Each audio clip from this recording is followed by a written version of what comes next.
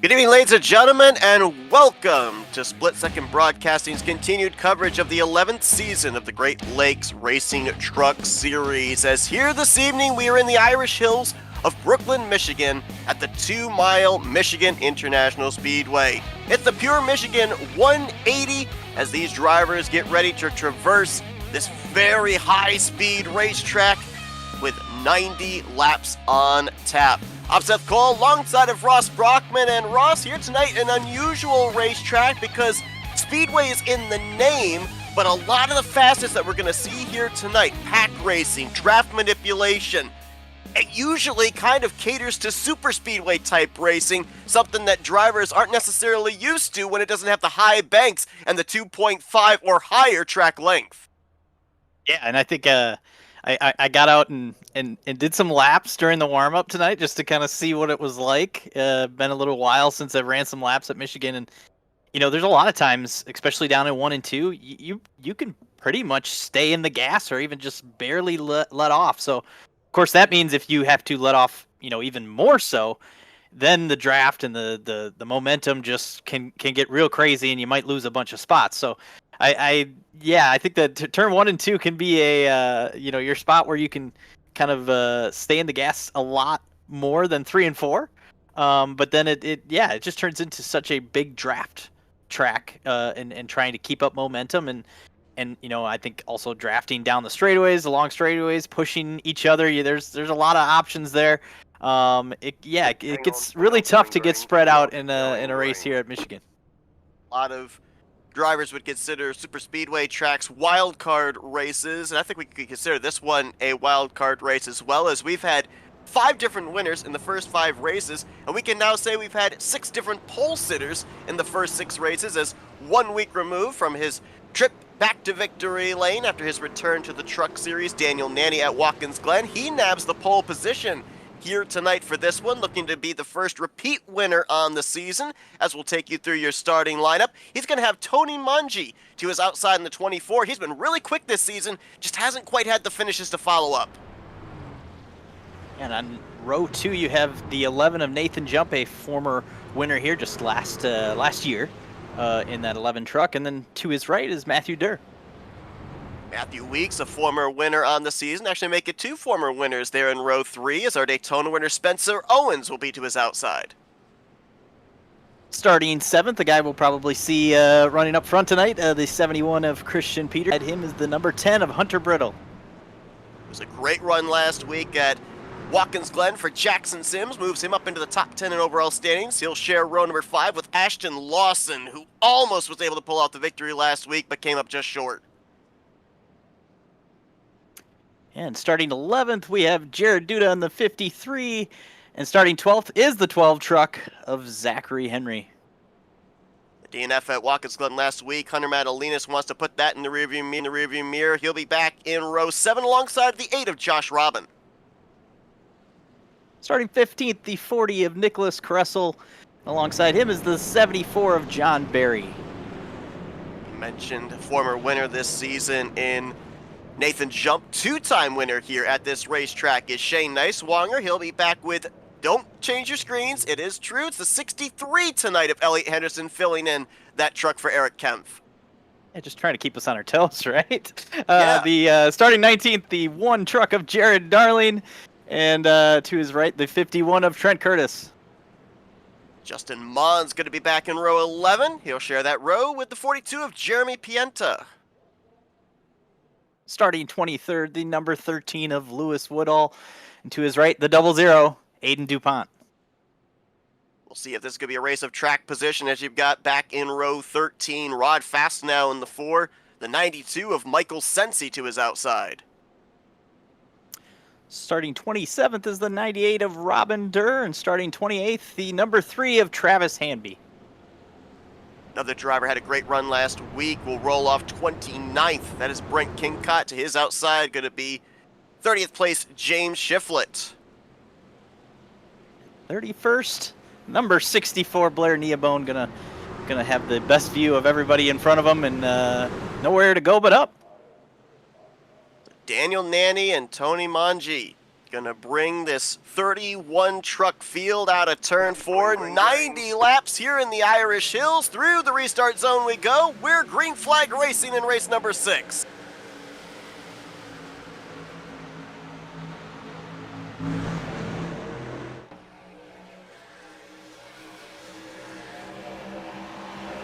One thing about Michigan, you see the fan out here into turn 1. This track is so spacious, so if they've got the run, they will not hesitate on starts and restarts to take it double, 3, maybe even 4 wide if the room is allowed. Yeah, and there's a little bit of even on these restarts and the initial start, just some stack up as everybody's so close together. So if you can jump out of line and maybe go grab a couple spots, it's tough for that the pack to gang up on you this early in the run. Once we get up to speed here, now they're finally fully up to speed. Now it's going to be a little bit easier to lose spots if you have to check up at all. And he clear for the lead. Now here comes Tony Mangi to the outside. Going to get to that right rear quarter panel. Try and side draft him off of turn 2. Going to get a nice run down the back straightaway. Like we said, super speedway type race, and you can get to that left or right rear quarter panel. You slow that truck you're racing down, draw them back to you, and nice pass from the back straightaway to 3. New leader 24. I like that. I think it's really easy here to just kind of run that middle lane, and that's what Manji did there. And Nanny's been kind of, so far, at least the first 2 laps, running the bottom, and it kind of, the banking kind of falls off down there. So you can really get a lot more momentum if you're up towards the middle a little bit more, and that worked for Manji to be able to grab the lead, and he's still doing that. This mid-pack 3 wide. We shaded 4 wide a little. Ashton Lawson in the middle of that. Ooh, near contact with the 53 of Jared Duda. You got Zachary Henry, who was last week's pole sitter in this mix. Jackson Sims in that purple number 6 just ahead. You mentioned about getting wadded up. That's what's happening from about 10th place on back. And it's so, a lot of these guys, I saw a lot of these, looking at, not that it matters too much, but we are in the manufacturer backyard. A lot of these Fords with the special Ford paint schemes tonight, a lot of them started mid-pack or back. So right now, just a lot of these guys trying to gain a bunch of track positions. That 7 truck getting really close with Duda there. Madalinas and Duda going side by side with those, both of them with that Ford paint schemes. Madalinas trying to make a little bit of a comeback from last week. Documented there on the starting lineup. Suffered a DNF last week after a hardware failure. Got into the wall and broke the right front suspension on that truck last week. Finished that race in the garage area. More importantly, lost the points lead. Went into that race the points leader. Now comes into this one 4th in the standings. Only 15 points out. So if he can find victory lane for a second time in this early season, may find himself at the top of the pylon again when we head into next week at Indianapolis. Yeah, looking up towards the front, it looks like Nanny was able to get back by Tony Manji, and that's a change for the lead. But I think we kind of felt like maybe Manji was going to kind of grab the lead and drive away. He's going to at least try to battle back, still using that more middle lane, while Nanny's doing a really good job now of this bottom lane, making it work after getting a couple laps on their tires. I definitely feel like the tire wear is something we should watch for tonight, like almost a second fall off after 10 to 15 laps. So that can be a huge part of this, trying to save your tires by just kind of riding in the draft.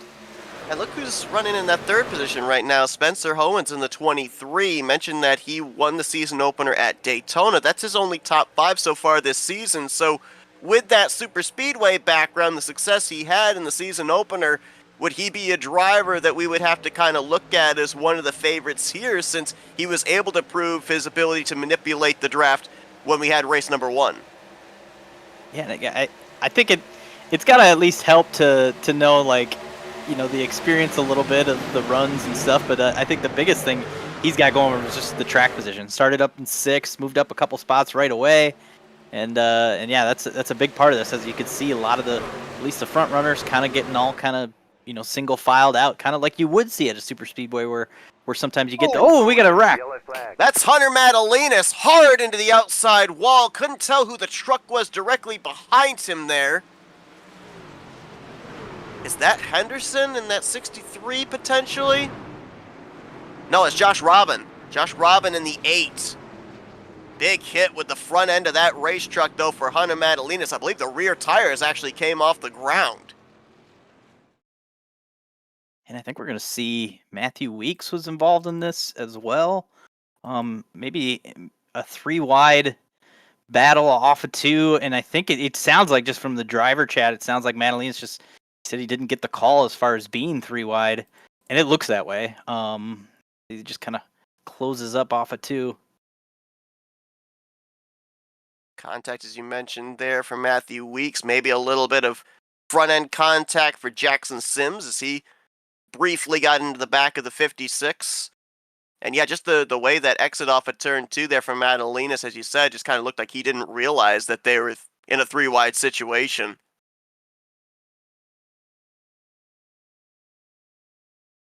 Yeah, tough spot for really all of them. It's like, nothing you can do if a mistake of, not a driving mistake, but just you don't get the call, or maybe you don't realize you're 3-wide, that it, 3 trucks that both, that we think could all contend for, top 5s tonight, that all got some significant damage.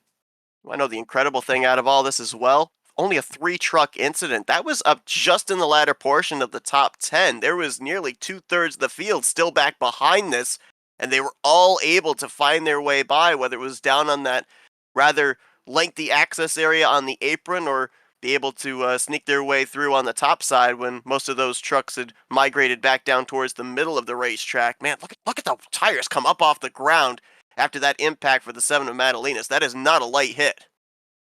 Yeah, and I called it out because you couldn't miss it. You just also, you look up at the top of our screen when we were calling the action there, you just saw the first, you see the side of the truck, that's not a good sign, and then just up in the air from the immediate hit. But yeah, with this caution being just 7 laps into this race, we're gonna have some interesting strategy here. I think we talked about tires meaning something. I think that as much as they'll mean something, so will track position. And we were talking about Spencer Owens. He decided to stay out here where a large majority of the drivers did come down and get tires. He got Owens here in the 23 is going to stay out. Matthew Durr, Hunter Brittle, Jared Duda, Justin Mons, and it looks like Aiden DuPont.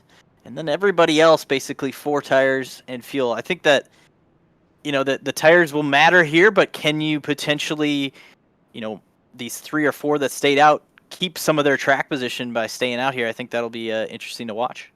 Yeah, it's the fresh Goodyears versus the clean air, right? Because a lot of times we'll see drivers, they'll come down pit road, they'll try and take advantage with those fresh tires, but they also run the risk, as we saw where that caution took place, pretty close up to the front of the field. You put yourself back in traffic, you're essentially back in the eye of the storm, and if trouble breaks out, you may second guess that strategy call. We've got a couple of other drivers coming down pit road here again. Now, would this be to maybe top off the fuel tank if you're some of the drivers closer towards the rear of the field, just in case we go into a long green flag run? Because one thing that we didn't really talk about here pre-race that Michigan is very well known for, long green flag runs and strategy.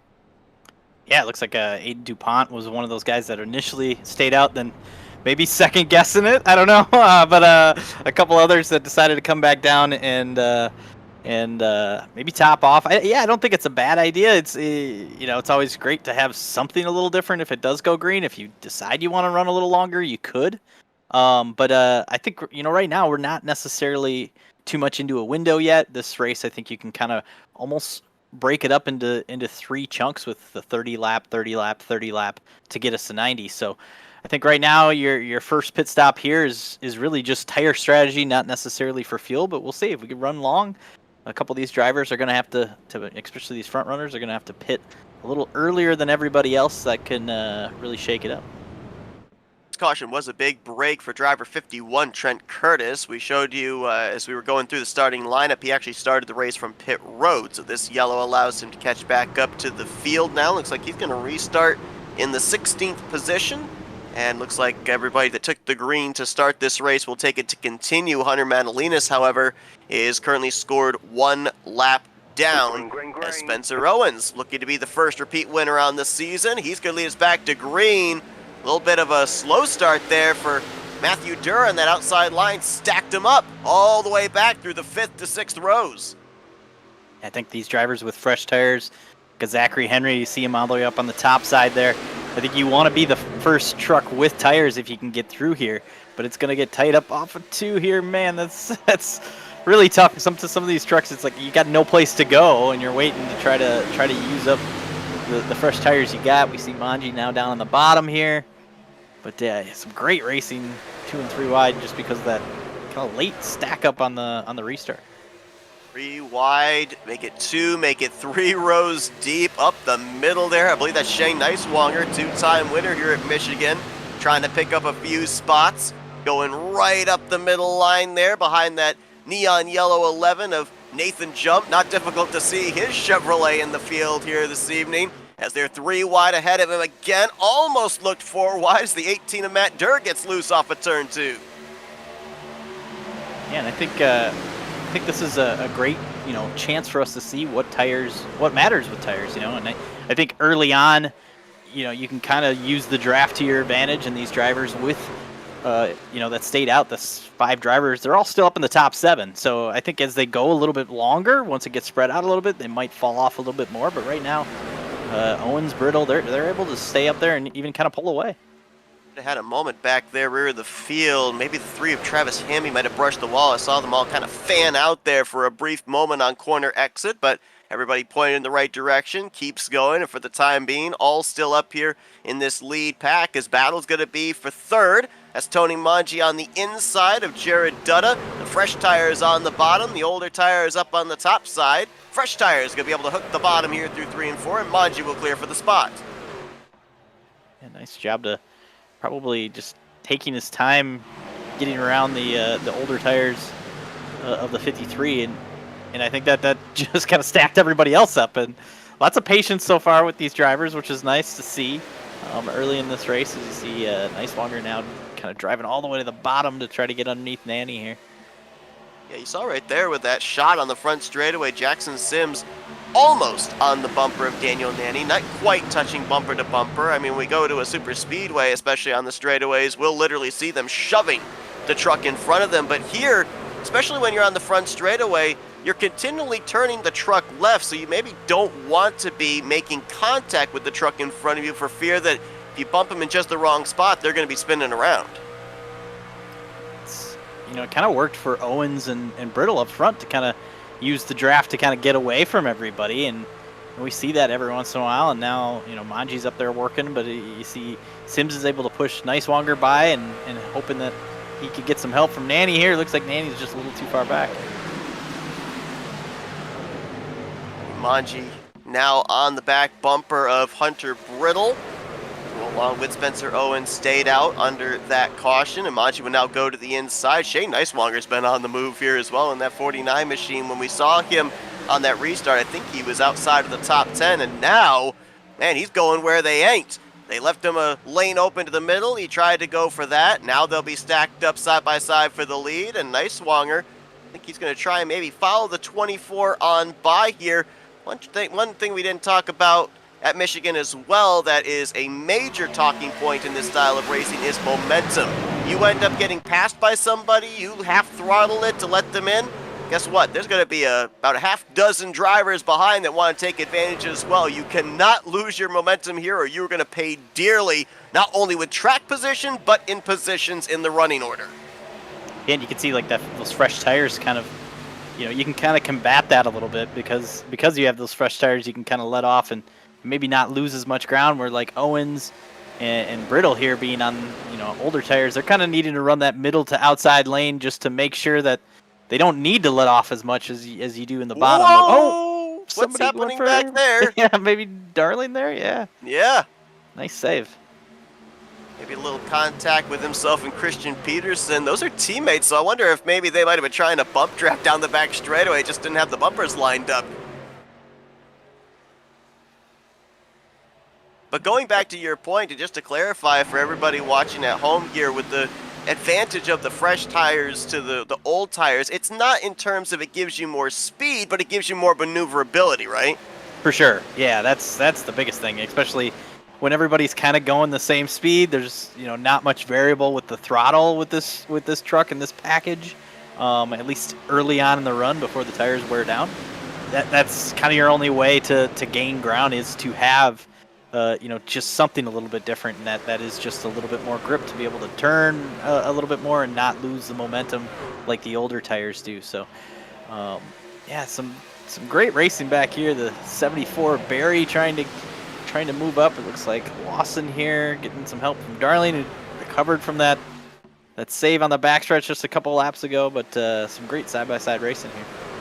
Back in the latter half of the top 10, maybe even pushing back to the top 15 as major loose there off of turn 2, the 42 of Jeremy Pienta. Nice save for him, but that's going to lose him a couple of spots, including a spot to our points leader coming into this race, Christian Peterson, that bright red 71. There you see him in the middle line there. Jared Darling to his inside, Matthew Durr up on the top side. First time this season that Christian Peterson has led the points, a former winner on the season back at Richmond. Yeah, and obviously had at least a top 10 run going early on, came and got tires, and I think just maybe wrong spot on these restarts for Peterson and a couple of these other drivers that were running up in the top 10 early, were guys like Manji, Neiswanger, Sims. They all were very aggressive, and I'm good for them. Sometimes you don't want to be too aggressive if you're Peterson, taking your time getting up there, but it worked out for those three that are up front and able to go up there and grab the lead, where some of these guys in the back, Peterson, I know Zach Henry was up there trying to be aggressive at the start, kind of gone backwards because maybe trying to just make their way through there smoothly and not get any damage. See the current live point standings as they currently run, and only 7 points from Peterson back to Matthew Weeks. Remember, Matthew Weeks got a piece of the first and only caution we've had so far, but he's made a nice recovery since the restart. Has climbed his way up back into the top 15, currently in the 14th position. So trying to close up that gap here, as he's currently in a pretty good battle here. Hunter Brittle on those older tires starting to slide back a bit there. Matthew Durr in the 18 as well.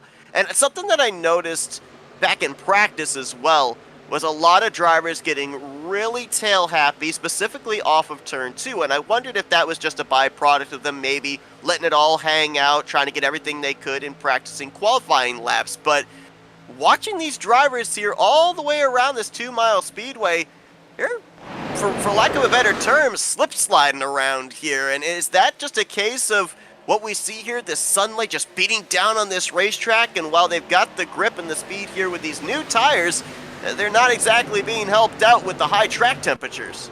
Yeah, I was going to say that I think it's mostly that high track temperature, especially, you want to be able to stay on the throttle as much as possible, let off as little as possible, and you maybe do just to set the truck and then, jump right back into the gas, and then on exit, it's you kind of have to pay for getting back to the gas too early, and sometimes it means that you're going to slide out a little bit. So yeah, I think that's part of it. Is just this is about as hot as you probably get a Michigan race here, or at least for this series. So it's there's a little bit of an edge to it on the exit that we're seeing so far tonight.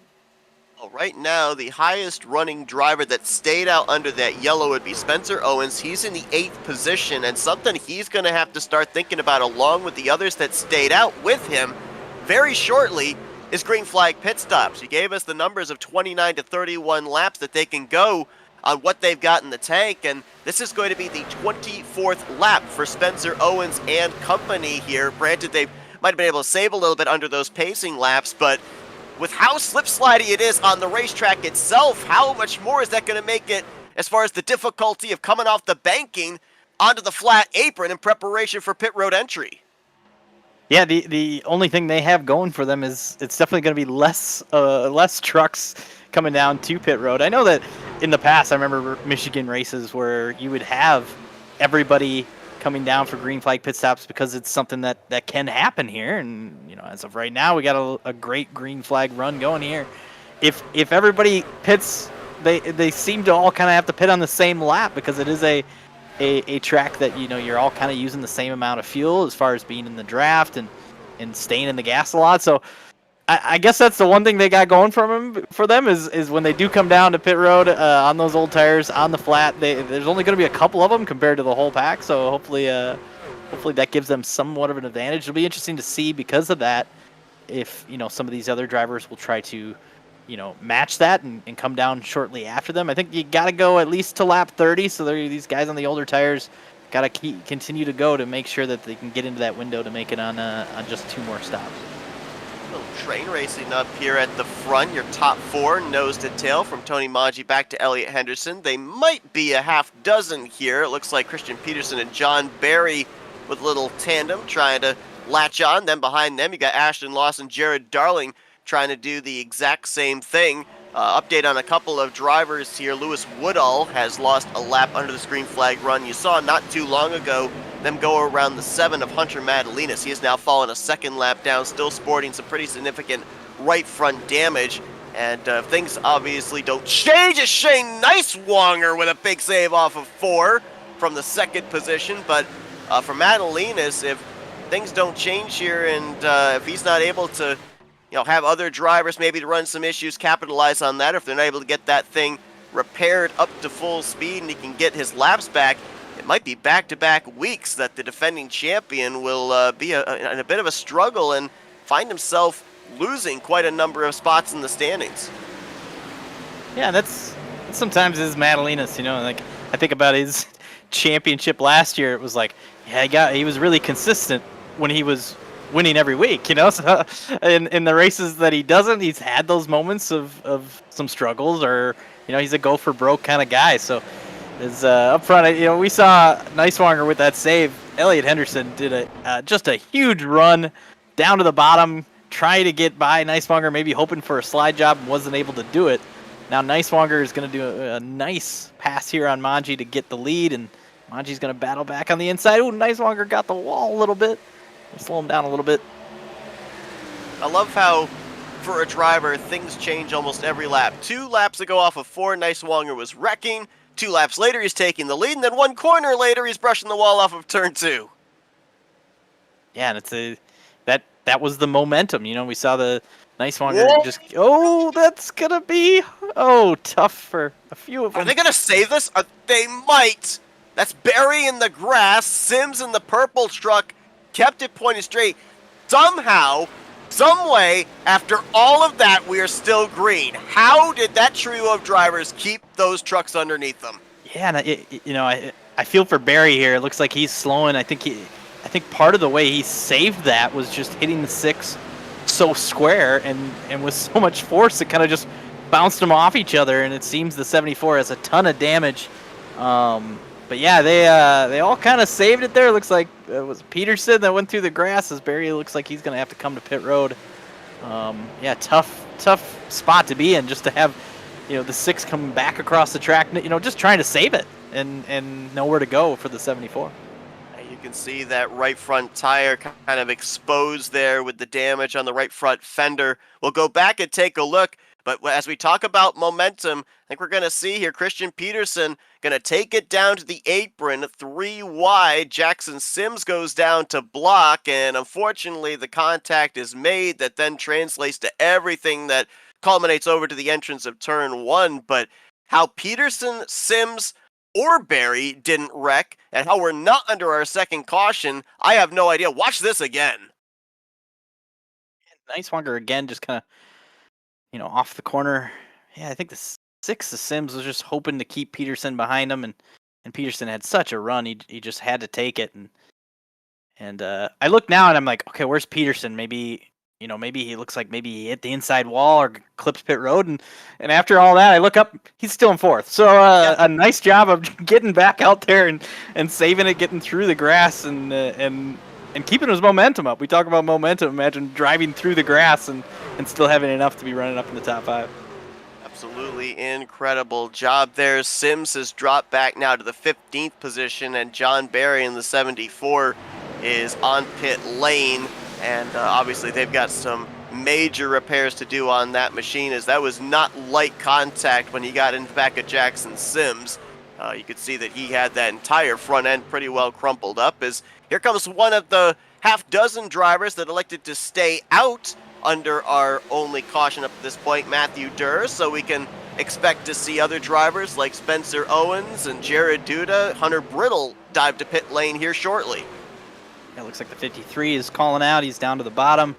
The 41 of Justin Mons. I think that, like I said, you want to cut this race down. Is these guys here are all kind of running together. Just checking up, making sure you get to pit road, but cutting this race into thirds here, making sure you're past lap 30, I think is important. Now it's just a matter of, we saw Owens, Brittle, they only fell back a couple seconds from the leaders. So right now, come and get your tires. You're going to be able to go, at least maybe 5 to 8 laps before the rest of the pack decides that they need a pit. So maybe use your tires right now to try to jump them and get back in front of them before pit stops cycle through. I think that will be the goal of these guys that are getting tires a little early because of the situation they're in. We saw 3 to 4 drivers right there come to pit road all together. How important is it for them that they all leave together? Because we talk about how this racetrack has a lot of the facets of super speedway racing. In a super speedway race, you do not want to be leaving pit road by yourself because you're going to get gobbled up by everybody else. So how important is for those 3 to all leave pit road together?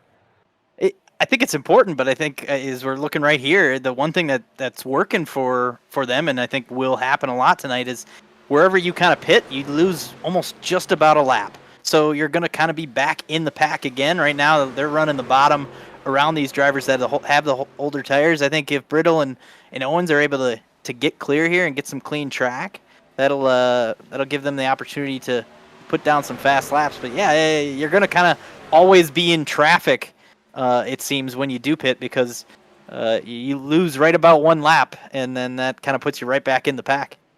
Making that pass right there, the 10 to 23 now put themselves back on the tail end of the lead lap, and you can see the major difference of about 25 lap fresher tires. As you pointed out, them hooking the bottom, and they are going to pull away from the race leader, Tony Mangi. Now for him and the rest of the drivers that came to pit road under our first caution, they're only about maybe 3 to 5 laps from when they're going to have to come to pit lane. And I noticed the 10 of Hunter Brittle, when he came down towards that commitment line, those rear brakes, they locked up pretty good. This is a racetrack where if you overstep just the least little bit in terms of your braking zone when you get to that commitment line, I think the speeding police are going to be more than happy to issue out a penalty. And you talked about you can lose a lap here, you get the penalty, it's going to put you even further back behind the 8 ball. Yeah, I noticed the 98 of Robin Durr, long pit stop. It's you can't you got to be efficient on pit road, but I keep looking up at the 63 and 49 here. I mean, no Eric Kep tonight, but he's probably smiling seeing what his buddy Elliot Henderson's been able to do tonight, and now he's going to get clear of Niswanger. It seems like he's been trying to make that pass for pretty much this entire run here, but nice to see Elliot finally get that done and see if he can go after Mangi. I think Niswanger's probably a little frustrated with Elliot trying to force his way through there, but he finally made it work. We're used to seeing Elliot Henderson in the 37 as someone in the wall. Was that Brent Kincott, I believe, in the 5 off of turn 2. But you talked about this before we came on the air. There's a reason that Elliot Henderson is doing the driving duties of the 63 truck here this evening. Yeah, and it's, I think I was looking at my stats, actually. Eric Kep next.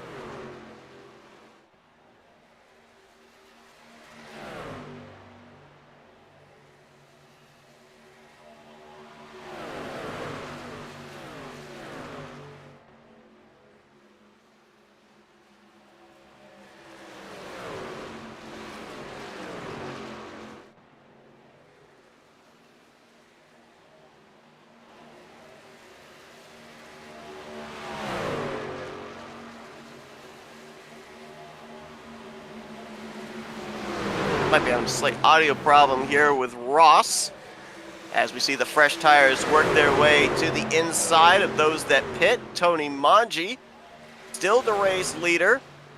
Henderson now having to deal with this traffic. Christian Peterson in the 3rd spot. Shane Niswanger and Matthew Weeks has now worked his way up into the top 5 in that 56 machine. He's in a good battle with Ashton Lawson, who's currently in P6 in the 26 car. And oh my gosh, look at how that 63 of Elliot Henderson really loose there on the bottom underneath the 24 of Tony Mangi. Try to get that lap led, as these drivers are, in a sense, they're racing to set up for the green flag pit stops. And again, kind of the fastest super speedway racing, a lot of times just on the eve of green flag pit stops, as here comes leader Mangi to pit road. A lot of drivers, they want to get that 1 or 2 spots on the racetrack extra, so that way it's going to translate to a larger net gain once the pit stop cycle is complete. As We'll keep track here of these front runners coming to pit lane. Manji, Peterson, Matthew Weeks, last week's winner Daniel Nanny, Jared Darling, Jeremy Pienta amongst those pitting here this time, turning the race lead over now to the 63 of Elliott Henderson. Nice Wonger cycles to second, Ashton Lawson in third. Should see these drivers maybe on pit road this time by, which indeed we will. Look at the aggressive entry there for Nicewanger. Lawson nearly loses it as his rear brakes lock up, approaching the commitment line. Zachary Henry in this lap. Nathan Jump. Nicholas Caressel also on the pit lane. We're waiting to see about the 92 of Michael Sensi, if he's on pit road, which indeed he is. This should cycle the race lead around to Hunter Brittle, who along with Owens, Durr, Kingcott were some of the first ones that hit pit road after the difference of the pit stop cycle back during the first caution. What I missed? Let's sound some pit stops, green flag pit stops here. Yes, we did. We got the cycle completed here, it looks like. Yeah, I was just down there talking to some crew chiefs. Sorry to leave you hanging, but yeah, it's looks like some of those drivers that were able to pit a little bit earlier, Brittle and Owens, now able to get back out front with being able to kind of use the undercut with those with the strategy they're on to run those tires and actually have a nice little lead here. So based off the fuel numbers here, who does this, in a way, give the advantage to? Does it give the advantage if we continue to trend green to those that didn't pit under the first caution, or would the ball be more in the court of the drivers that did actually come to pit road under the yellow? I think the drivers that came to pit road under the yellow, I think we're going to see them here be able to, man, look out, Kingcott getting a little close to the wall, but I think that they're going to be able to use their tires now and catch back up to Brittle and Owens at some point in this run. If somehow the 10 and the 23 are able to keep the lead through a majority of this run, it may give them a chance, but I think that these guys, other than the way that they're racing right now, they're going to catch these guys and ultimately pass them before their final pit stop, and I think that's going to then happen again on the final run too. So I think if you're the 10 and the 23, you're hoping that this goes for a while and then you get a caution maybe right before these guys get to you. But yeah, it'll be fun to watch to see if a yellow falls. It's really going to be whoever's in the lead at that point is probably going to have the best chance to win it. Well, Matthew Durr was one of the first drivers to pit road on this cycle of pit stops. He's got his hands full with fresh tires in his rearview mirror. As now Kingcott, Jared Darling will go double wide underneath him. They'll complete the pass around the 18, and he's going to have more drivers coming up on him in a few minutes here, including Justin Mons and Elliott Henderson.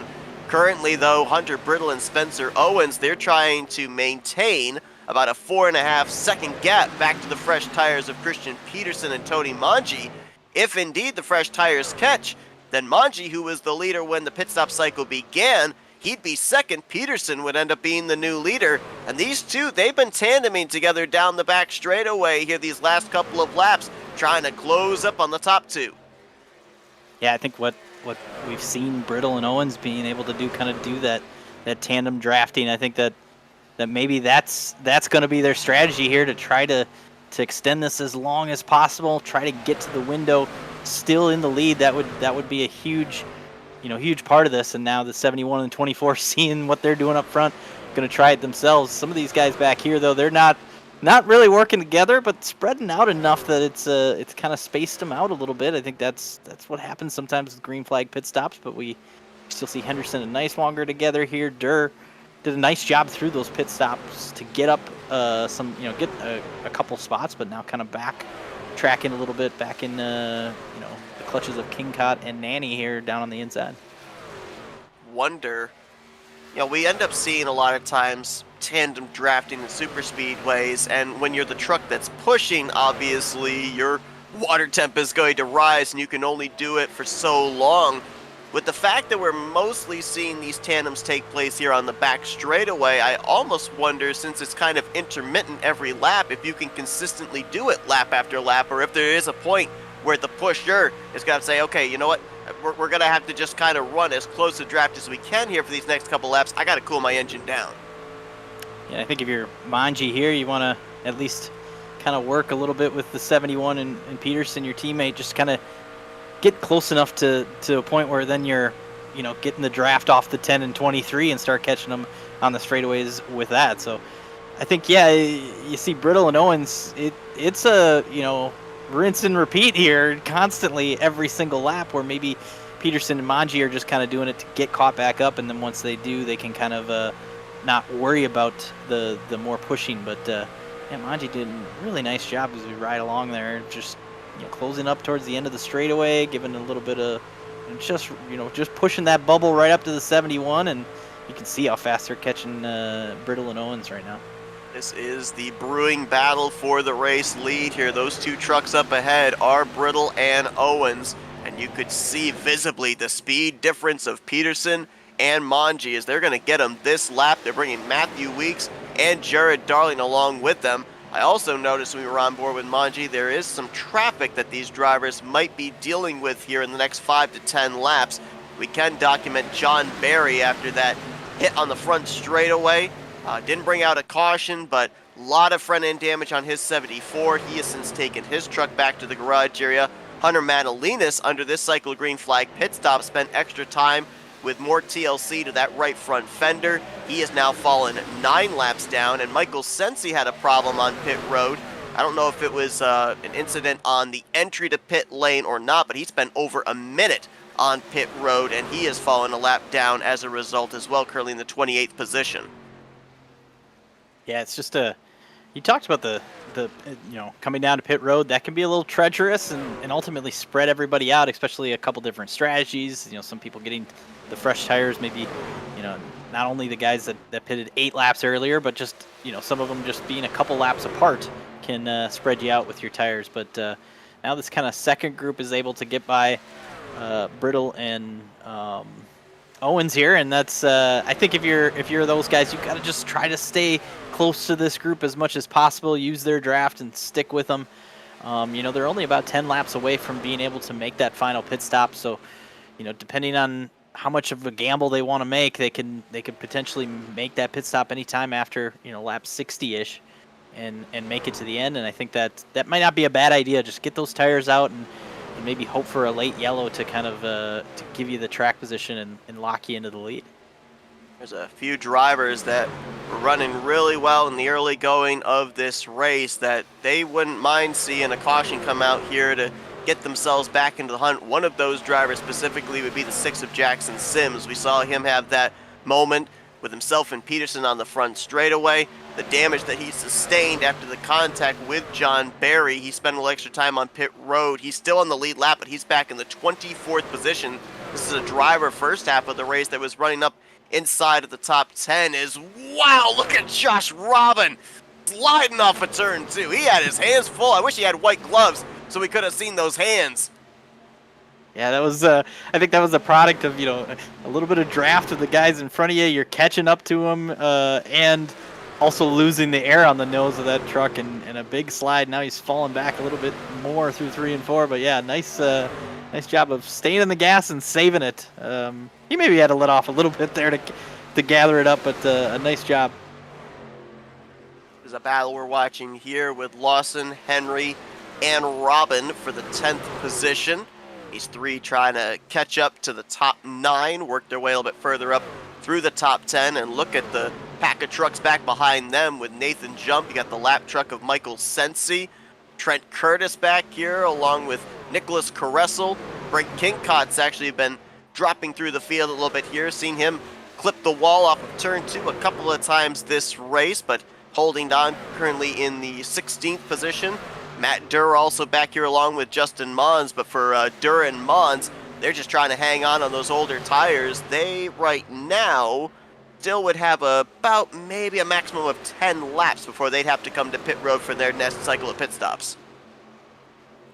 You see Nathan Jump here. We talked about it at the beginning of the show that the previous winner here, or the last time we were here, just kind of a quiet night, so far. Running 13th, a little bit fresher tires than some of the drivers around him. and maybe trying to get back up into the top 10. But yeah, it's kind of been a quiet night for the previous winner here at Michigan. Yeah, after Watkins Glen last week, 8 of the top 10 positions in the standings changed hands. The only 2 positions that didn't change was second place Matthew Weeks and Nathan Jump, who went in 9th and left Watkins Glen in the 9th position, and trying to work his way back up here towards the top 10, just kind of give him more solidification inside the top 10 in the standings. Remember, again, we document this, that this is not a win and you're in playoff system. It's the top 10 in the point stands at the end of the regular season, whether they've gone to victory lane or not. They are the ones that are going to battle for the championship. And you see Jump is still in that 9th position. Madalinas, who is currently now looking for what will be his 2nd straight week down towards the bottom of the running order, is going to drop to the 8th position, at least currently, going into Indy next week, as Shane Neiswanger with a big moment there. Slides to the inside. I believe that was a pass that he made on a lap machine. I believe that was that the 64 of Blair Neabone, I believe. I think so. Yep. Yeah, it's you come off the corner and sometimes you meet these lap trucks in a bad spot. But I'm looking at these front runners as Weeks and Peterson here have been swapping the lead back the last couple laps, and now Peterson grabbed it back. Weeks going to try the inside again. I really like the spot that Elliot Henderson is in here. He's basically kind of just following these guys right now. He was able to go 1 lap farther on those tires and stay with these guys. So I think that just a little bit fresher tires here, if he's saving his stuff, have 1 extra lap. I wonder if at some point he could potentially grab the lead, especially with how much Weeks and Peterson are battling here. But yeah, I really like the spot that the 63 is in right now. Now, Weeks and Peterson, they've not been able to get away from each other this season. They were in a great side-by-side battle almost the entirety of the Daytona race. Following week, first Truck Series win of his career for Matthew Weeks at Atlanta. Following week, Peterson goes to victory lane at Richmond. And these are the 2 that are duking it out for the overall points lead coming into tonight. As coming into this race, they were separated by a total of only 1 point. We've seen that interval grow to about 8 points during the course of this event, but now they find themselves on track, same place, same time again, with less than 40 to go. And here comes Henderson, is able to clear Peterson just barely. A nice pass to grab the lead here, and I think Peterson maybe gave Elliott a little bit of a break there, but it was close off of 4. That's gonna give Henderson the lead here with maybe just a little bit fresher tires. So I think in a great spot here. We'll see what Peterson and Weeks are able to do, but Manji and Neiswanger are now able to close back up to this top 3 and make it a 5-truck battle. IndyCaring down the back straightaway, trying to break the draft, not allow Peterson to get a run on into 3. Elliot Henderson trying to be the 6th different winner on the season so far in his career at this racetrack. He's netted 1 top 5 and 4 top 10s in 5 previous starts, so the numbers are pretty good for Elliot Henderson, but might be the first time that he's going to potentially pick up a victory if he closes out the deal here tonight, not driving the 37. Yeah, and a unique situation to see that 63 have a different driver, with Eric Kepf being the one that's most often in that truck. Looks like some issues here for the 6 of Jackson Sims. Not sure if this is a pit stop or a long pit stop because of some other issues. I noticed, remember he had the incident earlier where he kind of got hit in the back as he was trying to save it. You see the dent on the back of that 6 truck. Yeah, if you that damage on the back bumper would match up to the nose of John Barry, an incident we had earlier on in this race. We're going to see if maybe something more untoward happened here with Jackson Sims. You see him loose off of the corner, and oh yeah, it just comes out from underneath him. Well, oh wow, look how he hits the curbing right there near the pit road wall. I don't think he was trying to come to pit road, but I guess maybe fortunate for him that pit road was there. That could have very easily, he could have hit that attenuator wall separating pit road from the racetrack.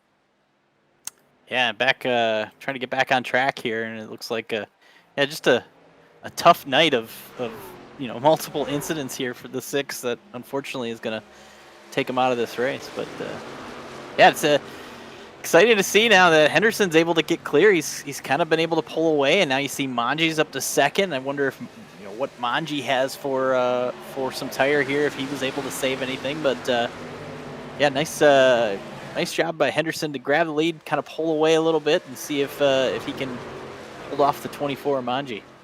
Correct me if I'm wrong, but we're in the window that everybody, if they pitted now, they'd be able to make it the rest of the way on fuel. We've seen the advantage of fresh tires. Would there be anybody, do you think, outside of those that are absolutely going to have to come to pit road here in the next 2 to 3 laps, of those that pit under the first and only caution up to this point, that might try and see if they can reap the benefits of an undercut?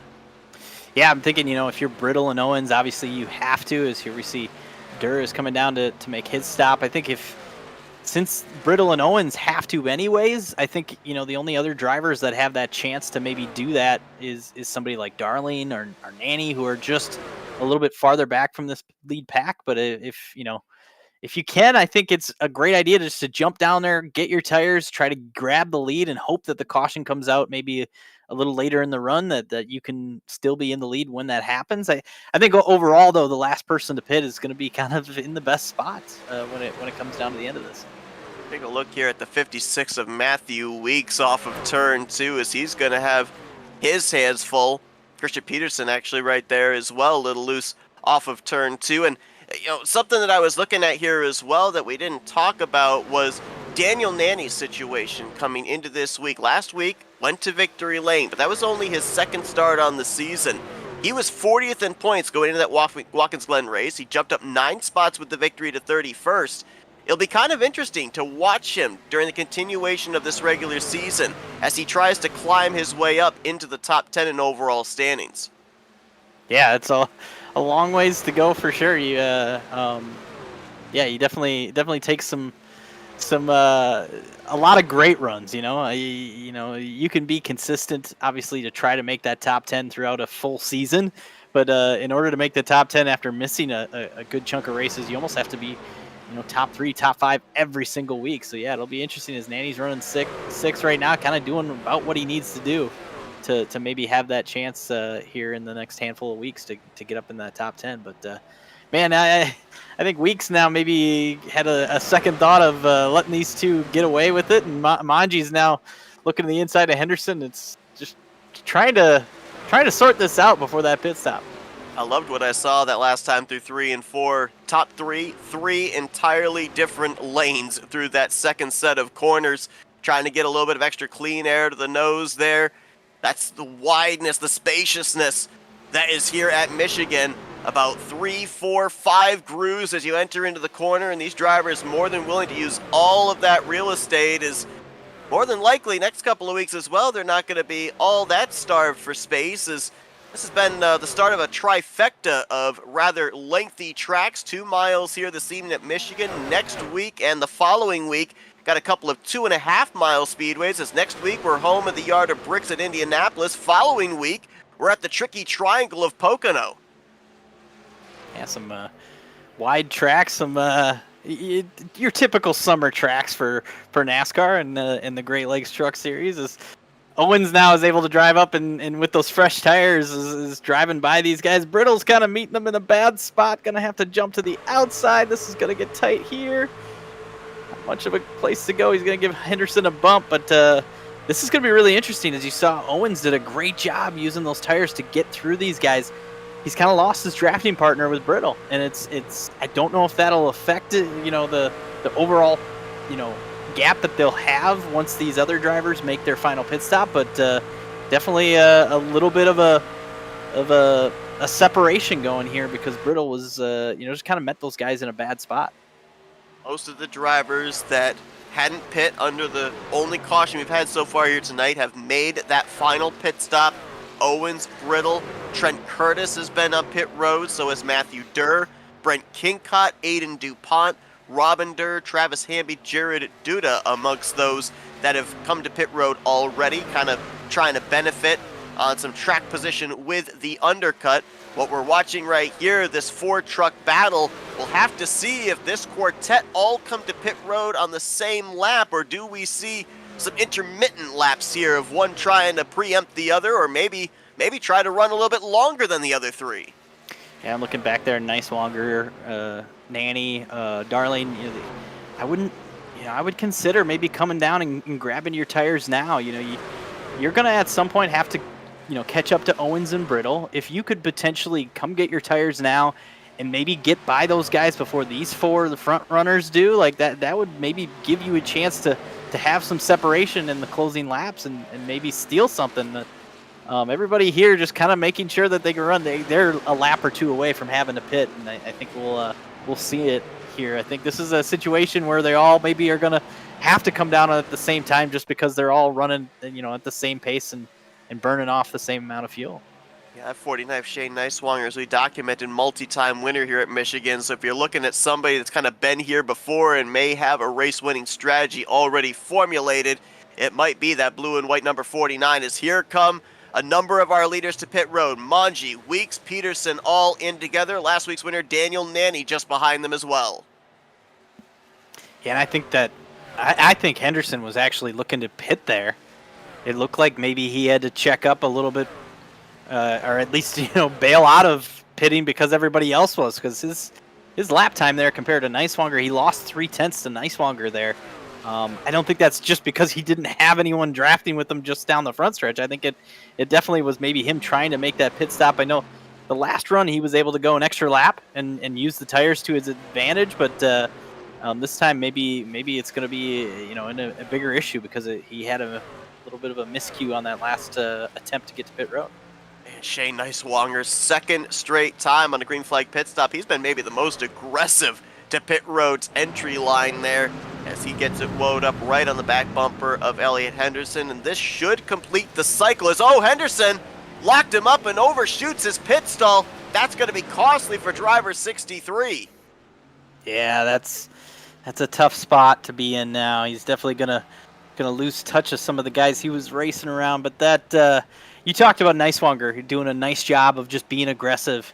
When everybody's so close here, I don't blame Henderson there from, coming down pit road. It looked like maybe there was an issue coming down the first time. This time, just trying to make that up by locking it up and stopping your pit box just perfect and just missed it. And that's too bad. It's going to throw him back probably outside of the top 10 here, it looks like, at least for the time being. But yeah, we'll see if Niswanger is able to. He's going to merge back up here in front of Peterson, it looks like. So maybe a little bit longer of a stop for Peterson, but it'll be interesting now to see is guys like Manji, Weeks, Nanny, can they all catch up to Owens and Brittle? They probably will. It's just a matter of how much Owens and Brittle are going to want to mess with them to try to hold on to this lead. Look at how spread out we are. I mean, you go back there to that group where Niswanger and Peterson are, that's where they're kind of lined up in a 3-truck pack. 3rd to 4th, 4th to 5th, 5th to 6th. There's about 2, 3, 4 truck length separation. So nobody right now really able to be in a pack with drafting. Even our top 2 are separated right here. Yeah, and I think if you're Owens and Brittle now, you got to hit your marks, go as far as you can here, and I think you're going to get caught by at least the 3 or 4 up here in the top 6, but you're going to have to hope for a caution, I think, in the next 5 to 10 laps, and hope that will cycle you, where everybody has to either come get tires or at least a big decision by some of these guys behind you on whether or not they want to stay out on old tires. So yeah, I think right now it's up to just Manji and Weeks if they can close up that gap, and it looks like Weeks is maybe doing a little bit better job of closing up on Manji now. We see Niswanger and Peterson battling now. Darling and is he trying to pass Nanny here? It's a great battle as far as each of these drivers kind of battling up in their duos right now in the top 6. Niswanger going to complete that pass around Christian Peterson to move him to 7th. They'll now set their focus on the lap car of Lewis Woodall, who's going to move up to the outside line, let them on by. Manji, though, with those fresh tires in the 3rd spot, trying to run down the top 2. And as you mentioned, obviously for Owens and Brittle, they'd need a caution to get back on the same tire number as everybody else. But if we don't get that yellow, now they're just kind of in damage control, right? Trying to project, okay, how many trucks am I going to have to let by here with how spaced out they are? I can't obviously win this race on the situation I'm on, but maybe I can net a top 10. Maybe I can net a top 15 on what I've got underneath me.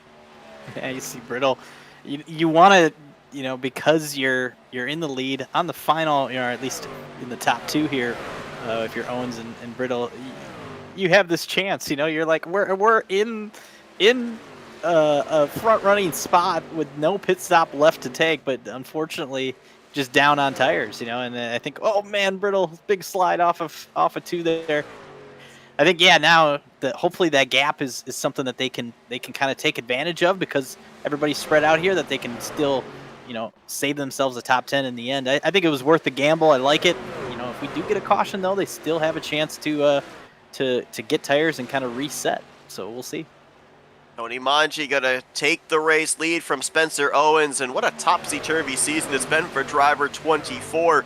Last week, he was in the top 10 in points going into Watkins Glen, fell 4 spots outside of the cut line, now out in front leading this race, and that's been the story of his season. If you start back at Daytona, every other week, it's been either a finish outside the top 20 or a finish inside of the top 5. Yeah, kind of go up and down, back and forth, but ultimately a lot of speed for Manji.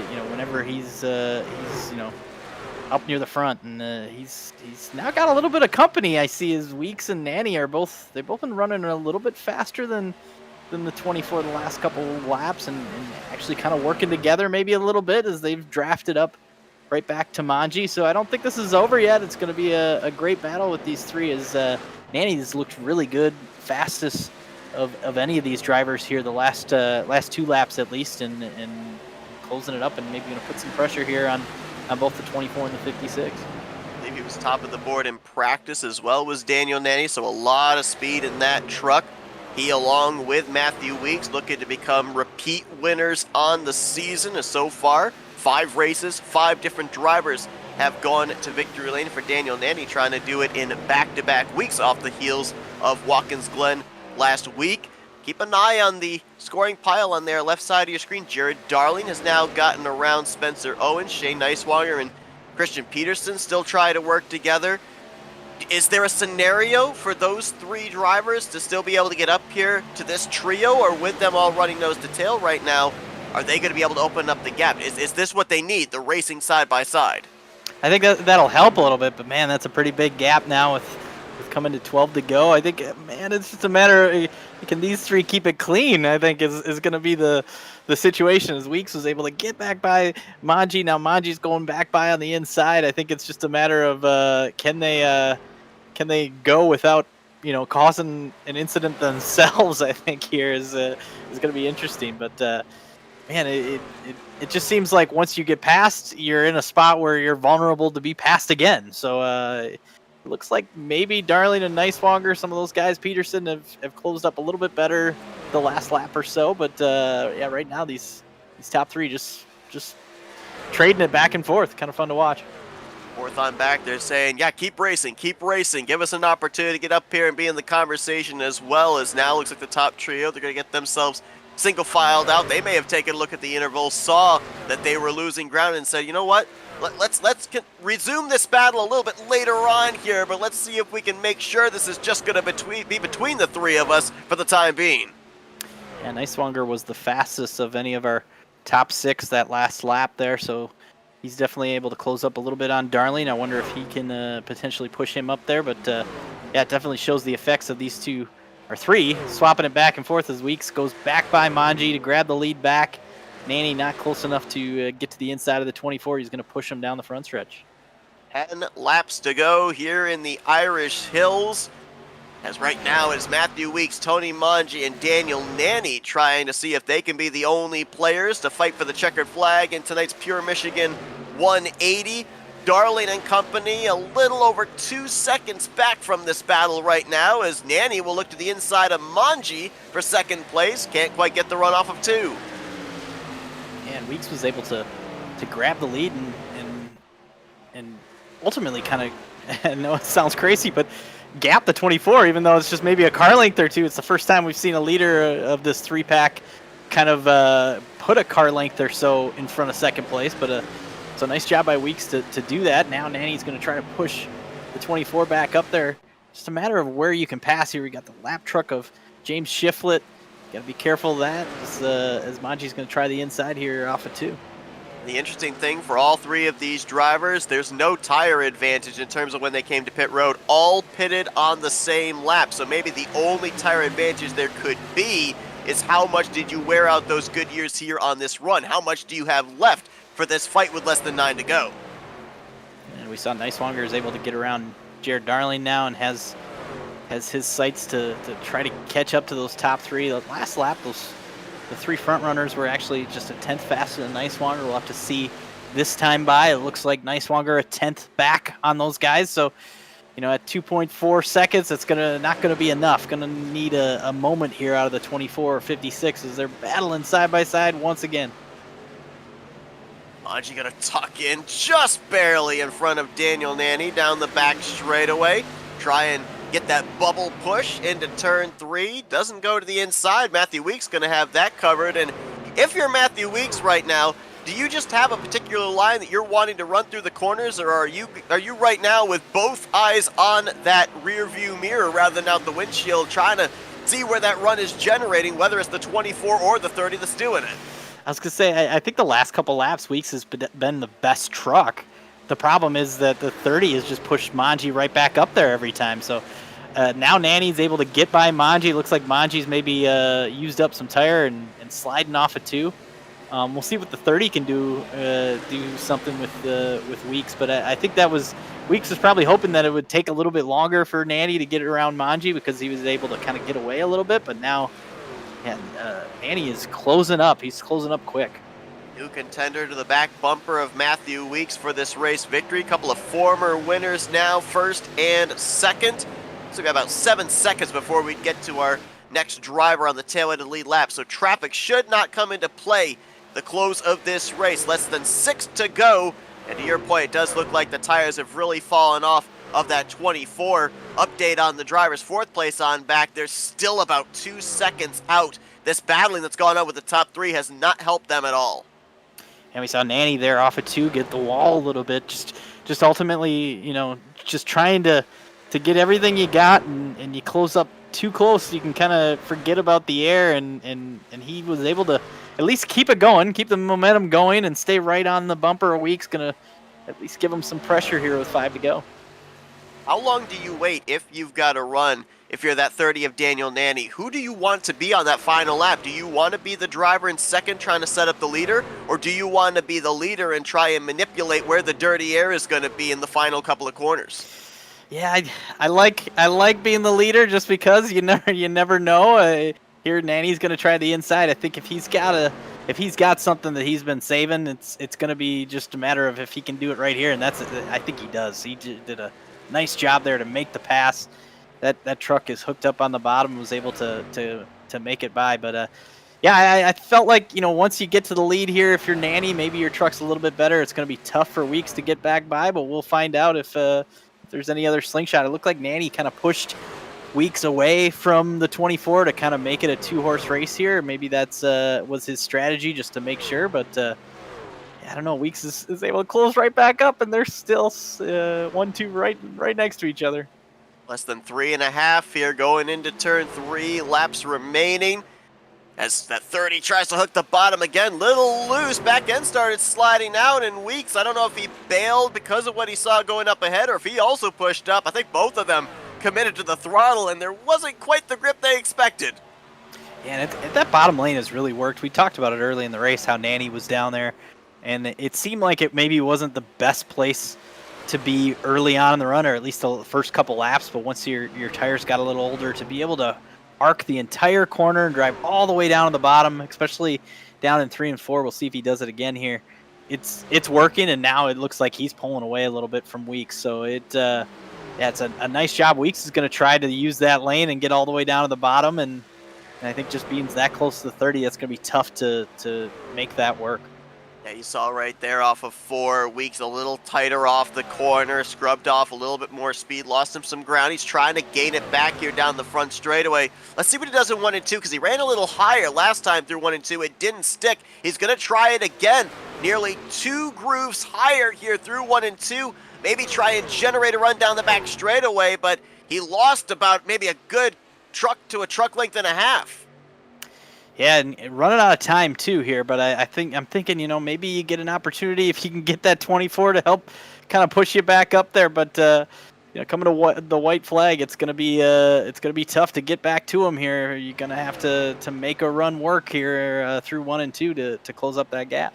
At your point, he's going to have a solid 1 and 2 to even have a ghost of a chance in the second half of this final lap, as Daniel Nanny now maybe turning his direction to out the windshield, just making sure he hits his marks, force Matthew Weeks to have to do something he might not be all that comfortable with. May not have to worry about it, though. Still about 2.5 truck lengths down the back straightaway as Nanny looking for 2 in a row. We'll see if Weeks has any Hail Mary here. I think it's a matter of just maybe holding off Manji for now. But, yeah, nice job by Nanny to use his truck at the right time to grab the lead. Weeks going to get up and in, almost into the wall. He'll lose the spot there to Manji, but 2 in a row for Daniel Nanny as he takes the Pure Michigan 180 here tonight, becomes the first repeat winner here in Season 11 of the Great Lakes Racing Truck Series. Back-to-back for driver number 30 as he continues his quest for a playoff spot to the top 10 in the standings. Yeah, just a nice drive there at the end to be able to beat Weeks and Manji and make that work. It's I think that was just a product of having something at the end there. He was able to save his tires a little bit and use that bottom. We saw it work so well early on in the run where he was able to lose the lead initially towards that, in that first run tonight, and then use the bottom to kind of get back to the lead, and he kind of did it again here in this run. So it worked out for him back to back. I guess undefeated so far, which is pretty cool for him. It's and Weeks, I give him credit for putting up the fight and then ultimately driving it in there in 3 and 4. I think ultimately hoping that the 30 would make some kind of mistake, but unfortunately it just killed his exit, and he had to check up and get in the wall a little bit and lose the spot to Manji. But I don't blame Weeks for that. I like guys that are willing to give up a spot or two in hopes to try to do something, a Hail Mary for the win.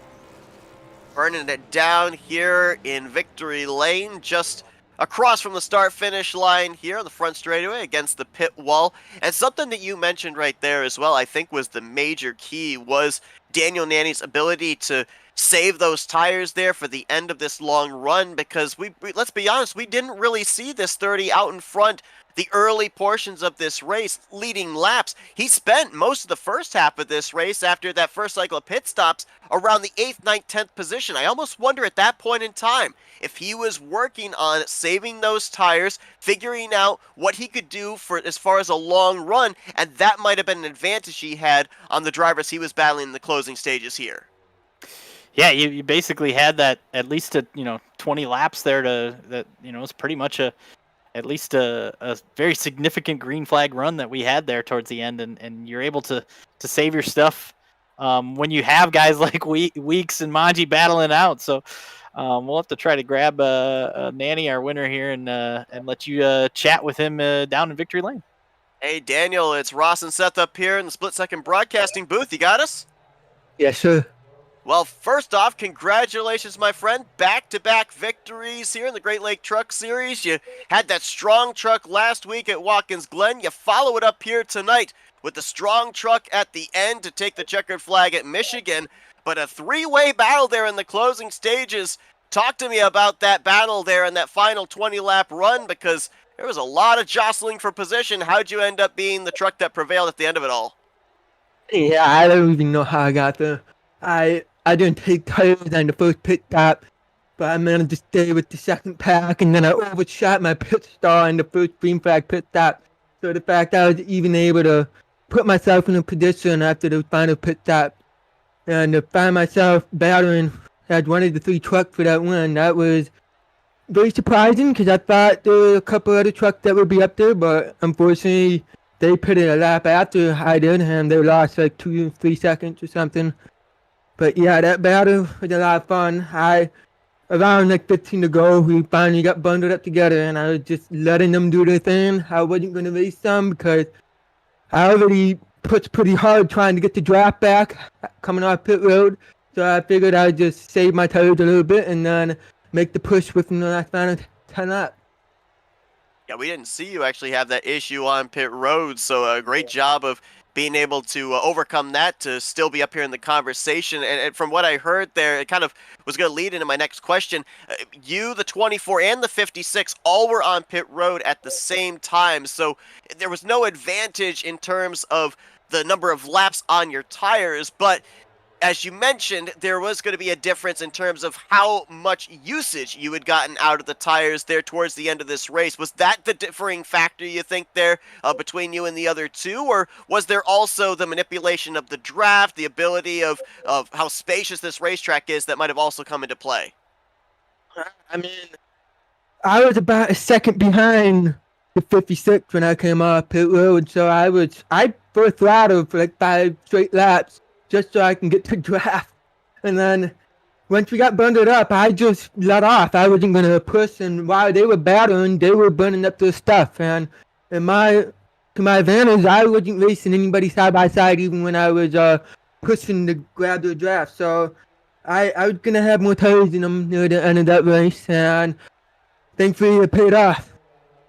Definitely did. You become the first repeat winner on the season. Back-to-back victories here after the Glen last week, and some tremendous momentum now as you try and make a push towards the top 10 in the overall standings for a playoff position. We'll let you get back to your celebrating here in a moment, but before we do, floor is yours, Daniel, for thank you sponsors and shout-outs.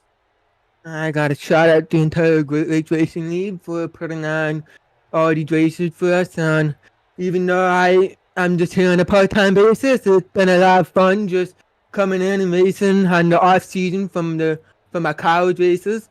So it's fun to just race with all these guys, and it's been a while since I've been able to race with you guys, so it's been a lot of fun. And I got to shout out the broadcast booth for putting on great broadcasts and letting us showcase the league's abilities. I mean, there was only one caution at Michigan, so that's a lot to be proud of. So huge shout out to the entire lead, and yeah, that's about it.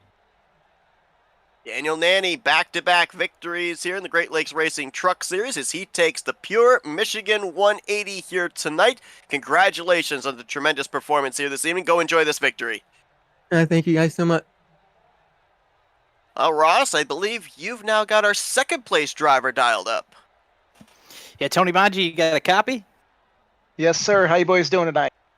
Doing good. I guess ultimately kind of a bummer end for you because you were up there most of the night running for the win, but ultimately came up a little bit short. Talk about what maybe went wrong for you in that last little bit to come up, just one spot away from the victory.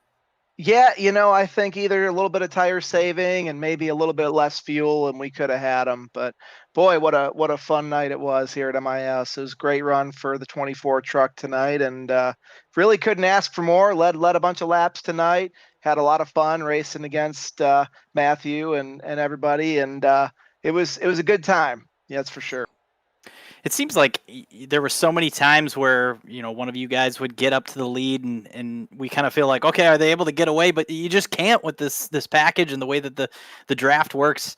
What struggles come with that? You obviously wanting to grab the lead and get away. It just seems like you always have to be on your toes.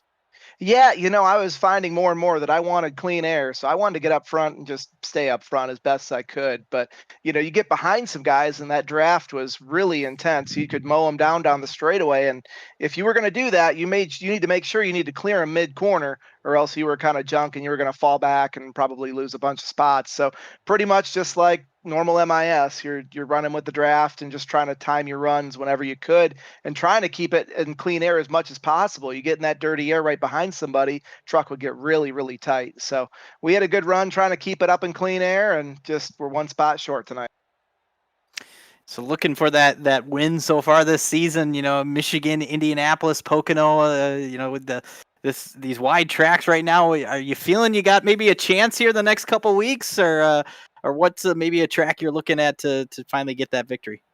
Yeah, I really thought tonight would be the night going into it. It's my home track. It's my favorite track. So I had this one circled from the word get go. But unfortunately, one spot short tonight. But yeah, like you said, a bunch of great wide tracks coming up, like Indy. Really looking forward to that. So there's a couple coming up that I think will be really good for us, and hopefully we can keep this string of good runs going because we needed to rebound after last week's on the road course there. Well, the top three gives you the chance to shout out any of your sponsors or anyone you want to thank. So we'll let you do that. Yeah, for sure. Got to thank Manji Motorsports, Best Overhead Doors, and I got some buddies watching. I got John watching and his girlfriend Carmen. So thank you guys for your support and for watching tonight. And we'll look forward to racing next week. Thank you guys for an awesome broadcast as always. Awesome. Thanks, Tony. Thank you. And let's see if we can now get a hold of our third place finisher here tonight, Matthew Weeks. Matthew, Ross and Seth up here in the Split Second Broadcasting booth. You got us? Yeah, I got you. Well, first off, I admire the full send there into 3 and 4, that last-ditch effort to see if maybe you could get alongside of Daniel and get your second win on the season. But great performance out of you here tonight. You bring it home on the podium again. We've talked about how this 56 has been the model of consistency, but we talked with Daniel, we talked with Tony. It just kind of seemed like tires, how much you used them up there the beginning of that run, and how much you had left was kind of the difference maker into who was going to win between the three of you. Yeah, and then to be honest with you, I only sent it in 3 and 4 because I ran out of gas out of 4, so I was trying to carry as much momentum so I could finish where I was at. So, but yeah, it was fun. It was really about saving that rear. Like something about the update changed. Something I don't know what it is. It just felt different, and my wheel felt different tonight. So it was like a whole new learning experience. But it was fun. The truck was sliding. I like when the truck drives like that, and it was a good battle with those boys, and I thought I was good on fuel. I left the auto fuel on. I didn't want to fill it up all the way because we were fighting, losing grip on the exit of the corner. So I was trying not to fill it up all the way so I could be a little tight late in the run. And then I think on auto fuel, it was set at 11 something. As soon as I pull on my stall, it switched to 10. So it gave me a gallon less, and that's why we couldn't make it to the end. But it's good to finish third, and we're keeping this consistency up. I messed up at Watkins Glen last week, wrecking myself, making dumb mistakes I shouldn't be making. But I think the last 2 weeks I just haven't been running like myself. But we need to flip it back and get these top threes going again and try to win before the playoffs start. Yeah, absolutely. I mean, we didn't realize it was that close on fuel. Something that we were observing as well was you had Nice Wonger, you had Jared Darling back there. They were all trying to see if you three started racing them up, if they could close in. Was there any kind of communication going on between you and the others of the top three of, let's run to about this point, then we'll race it out. Make sure it's just the three of us in the conversation. I knew when I caught Mungie, I wanted to push him because we had a big checkup where Danny caught us with a lap car, and he caught my draft a lot. So I was trying to push Mungie out there really far and make sure that it was just between us. I didn't want to bring the whole pack because, more trucks and everyone's just sending them more chance of wreck. So I knew if I can just keep pushing him until about maybe 8 laps to go and then try to race him, I knew that I would pull Danny with me too while I'm pushing him, and would have a big enough gap where we can just decide it between us three, and it worked out perfect. I just wish I had a little bit more gas in it. Well, definitely this season, we up here in the broadcast booth have not been starved for storylines. You talked about the mistakes last week at Watkins Glen. You came into this race 1 point behind Peterson. Now with this third place performance, you're 1 point above him going into next week's race. And we've got some interesting tracks coming up. We ran a 2-mile racetrack here tonight, got a duo of 2.5-mile racetracks with Indianapolis and followed up by Pocono. With the run you were able to have here tonight at a big racetrack, what does that do for the confidence with some other big venues coming up here in the next couple of weeks? It feels good. Michigan's one of my better tracks. No matter what car, I just feel really good. I was hoping to win tonight. We were there, and I didn't know Indy and Pocono were coming up next. Those are two of my better tracks too. I have not to brag, but the two Brickyard 400s in my main Cup series. I've won 2 in a row there, so I just love that track. I love to race there, and Pocono is one of my favorites too. Love how tricky it is, and there's certain things you got to do with the truck there that not a lot of people know. So I'm excited. I feel like we could probably sweep those 2 races right there. Well, we look forward to that, as you said, kind of getting the momentum back here, the consistency back with the 3rd place performance here tonight on the podium. Congratulations on a great race overall, Matthew. Before we let you go, floor is yours for thank you, sponsors, and shout-outs. Shout out you guys for doing this. It's always a joy to go back and watch them, man. The storylines y'all talk through the race just makes it even better, and I love it. I can't wait to go back and watch this. Shout out to, Danny and, man, I forget who was up there. Mungie race up there, at the top 3. That was hard, clean racing for a win, and that was fun. And it was a really good race, so shout out to all the guys tonight. I think we only had 1 caution. It was early, and after that, it was just hard racing. I think I drove from, 29th or something all the way up to 3rd in that entire green flag run, so that was fun. JV Designs, my buddy Justin Vandermeer, paints all my schemes. Hit him up on Twitter. He'll paint you something nice. Logos, whatever. He does an amazing job. John Cutlip, who didn't race tonight, hit him up at JD Designs. He does the same thing, and he makes some pretty good stuff. And everyone that runs the league, man, it's a great league, and I like being a part of it. I can't wait to keep the season going and try to win a championship. Matthew Weeks, 3rd place here tonight at Michigan International Speedway. Going to be your new points leader going into next week at the Yard of Bricks in Indianapolis. Congratulations on the great run here tonight, Matthew, and best of luck here down this stretch of large racetracks. All right, man. Thank you. You definitely hear the confidence there for Matthew Weeks. You also heard Tony Mangi sound like he has a lot of confidence going into those upcoming racetracks, those larger speedways as well. And as mentioned, I mean, the point stands are all closed up again here with only 1 point separation. A couple of drivers jumping their way up here into the top 10 as well, Ross, with Manji now jumping up into the top 10. Jared Darling just below that cut line. A couple of drivers dropping out. There's been a lot of moving parts and pieces here with a number of the racetracks we've had so far. And I feel like with what we've got on the horizon, it's just going to continue to fluctuate. Yeah, other than Matthew Weeks, he's confident he's gonna just go into Indy and Pocono and win them both. I love that. That's awesome. But yeah, two tracks that I think the big wide racetracks that maybe will give some of these drivers that have them figured out their opportunity to gain some ground. But yeah, a nice opportunity for Manji. We see him now up in 10th. That's a huge gain for him to be up there after coming home in 2nd. Weeks is able to grab the points lead. A nice recovery for Elliot Henderson.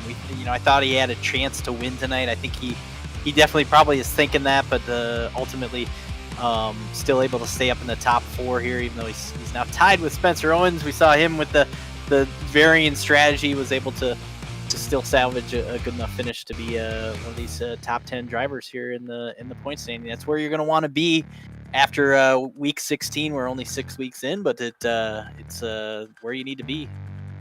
A lot of drivers with confidence going in the next couple of weeks. A driver I'm going to be interested to watch is going to be the defending champion, Hunter Madalinas. It's going to be the 2nd straight week that he's going to finish outside of the top 25. And when we talk about champions, they always seem to perform best when they're under pressure. He's under a little bit of pressure right now. You see him hovering only 3 points to the good above 10th in the standings. So keep an eye on that number 7 when we take the green flag next week at Indianapolis Motor Speedway. Yeah, and I think I was just mentioning the way the schedule plays out with this kind of big wide tracks with Michigan tonight, Indy, and Pocono. Then after that, it gets a little nerve-wracking if you're somebody that's towards this bubble here with Martinsville. You got a 4th of July break in there, so if you have a bad run at Martinsville, you're gonna have to sit on it for 2 weeks. Then you go to the new Atlanta, the super speedway style Atlanta. Kern is going to be another kind of crazy race. You never know what you're going to get out of the short tracks of Martinsville and Kern before it's race 14th is our last race before the chase starts. So yeah, that's a really interesting part of the schedule here the next couple weeks. Absolutely. A lot of wildcard tracks in the middle of that. We'll take you through your full finisher results from tonight's race. Daniel Nanny, back-to-back victor here in the Great Lakes Racing Truck Series. Tony Mangi in 2nd. Matthew Weeks brings it home in 3rd. Shane Nicewanger, a 2-time winner here. Would have loved to have been up in the conversation for his 3rd checkered flag, but he'll net a solid run in 4th. And Christian Peterson, top 5 run for him as he'll keep that points battle close between him and Weeks in 5th. Elliott Henderson, we saw him overshoot his pit stall there on the final pit stop. Still a good run for him in 6th. Jared Darling in 7th. That alternate strategy net Spencer Owens 8th with Zachary Henry keeping himself in the top 5 in points in 9th. And Hunter Brittle, another driver that was on the alternate strategy, 10th place for the 10 truck. Saw those drivers up in the top 10. 8 of them led at least a lap, if not 7 of them led 7 or more. So it's a lot of different drivers had a chance to lead some laps here. As look back on the next page here, maybe and see. I thought that we talked about it mid-race. Nathan Jump kind of had a quiet night and ends up 11th in the end. Nicholas Caressel coming home in 12th. We saw Josh Robin with that huge save mid-race, able to finish 13th tonight. Another driver that maybe a kind of a quiet night is the 26th of Ashton Lawson in 14th. Trent Curtis, Matt Durr, Aiden Dupont in 17th. Brent Kingcott, Jeremy Pienta, and Robin Durr rounds out the top 20. Jared Duda, we saw him. I think it was another driver that played the alternate strategy under our only caution here tonight. He'll finish 21st. Travis Hamby in 22nd. He was the last driver to finish on the lead lap. James Shiflett, Michael Sensi, Justin Mons, Rod Fastenau, and Claire Neabone. They all finished -1. 2 laps down for Lewis Woodall. Jackson Sims had a great run going here tonight. Had that moment off of 4. The contact between himself and Barry had him multiple laps down in the 29th position. And Hunter Madelinas, as we documented, had damage from that only caution tonight. Finishes 12 laps down in 30th position. And you talked about that incident for John Barry. He was kind of in a no spot, no win spot when the 6 of Jackson Sims came back across the track. A couple nice saves tonight. A couple drivers unfortunately got some damage and ended their night, but up and down night, but a fun one as always. It's the Great Lakes State in Michigan. It's a great track for the Great Lakes Truck Series. Well, we heard from the drivers. They had fun. We had a blast up here calling this race here tonight. Hope you, the fans, enjoyed watching it at home. We appreciate you tuning into our coverage here tonight of the Pure Michigan 180. Daniel Nanny, your winner here tonight, your first multi-time winner on the season in Season 11 of the Great Lakes Racing Truck Series. We hope you will join us next Tuesday night as we will be continuing on this season from the yard of Bricks, the World Center of Motorsports, Indianapolis Motor Speedway. Until then, though, thank you all for tuning in here tonight. For our producer, Jeff Johnson, for Ross Brockman, I'm Seth Cole. We'll see you guys next week as you've been watching another broadcast courtesy of Split Second Broadcasting.